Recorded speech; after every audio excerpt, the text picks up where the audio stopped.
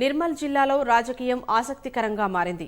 జిల్లాల పునర్విభజన తర్వాత తొలిసారిగా జిల్లా పరిషత్ ఎన్నికలు జరుగుతుండటంతో జెడ్పీ చైర్పర్సన్ పీఠం కోసం గులాబీ దళంలో కొత్త పేర్లు తెరపైకి వస్తున్నాయి. ఇప్పటివరకు తమకు పదవి దక్కుతుందని ఆశతో ఉన్న నేతలు తమ అసంతృప్తిని వ్యక్తం చేస్తున్నారు.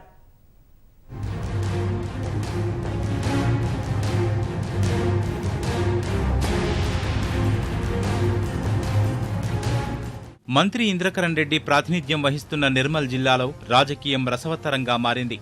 అసెంబ్లీ, పార్లమెంటు ఎన్నికల వేళ అసమ్మతి నేతలను బుజ్జగించడం సహా ఇతర పార్టీల్లోని వారికి గులాబీ కండువా కప్పి సర్ది చెప్పిన నేతలకు జిల్లా పరిషత్ చైర్మన్ పీఠం ఎన్నిక పరీక్షగా మారింది. నిర్మల్ జెడ్పీ స్థానం జనరల్ మహిళకు రిజర్వ్ కావడంతో చాలా మంది ఆశావహులు ఉన్న మంత్రి ఇంద్రకరణ్ రెడ్డి కోడలు దివ్యారెడ్డి పేరు తెరపైకి రావడంతో నేతల్లో అలజడి మొదలైంది. ఉమ్మడి ఆదిలాబాద్ జెడ్పీ చైర్పర్సన్ గా కొనసాగుతున్న నిర్మల్ కే చెందిన శోభారాణి, సత్యనారాయణ గౌడ్ సహా పలువురు నేతలు జెడ్పీ పీఠంపై ఆశలు పెట్టుకున్నారు.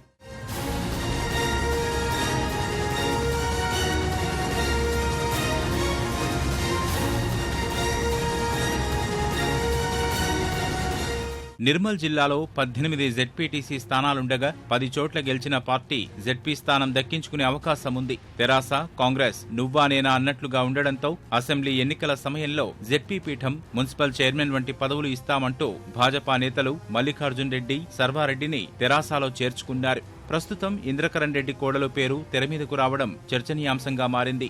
మంత్రి ఇంద్రకరణ్ రెడ్డి మద్దతుతోనే ఆమె ముందుకెళుతున్నారని తెరాస నేతలు అభిప్రాయపడుతున్నారు. జిల్లాకు చెందిన కీలక నేతలు పార్టీ కార్యనిర్వాహక అధ్యక్షుడు కేటీఆర్ వద్ద తమ గోడు వెళ్లబోసుకున్నట్లుగా ప్రచారం సాగుతోంది. సముచిత స్థానం కల్పిస్తామన్న అధిష్టానం ఎలా బుజ్జగిస్తుందనేది ఆసక్తిగా మారింది. ఇదే సమయంలో తెరాస నేతలు ఎవరికి వారు పావులు కదుపుతుంటే కాంగ్రెస్ నేతలు అవకాశం కోసం ఎదురు చూస్తున్నారు. తమ వంతు ప్రయత్నాలు చేస్తూనే జెడ్పీ పీఠాన్ని దక్కించుకునేలా వ్యూహాలు రచిస్తున్నారు.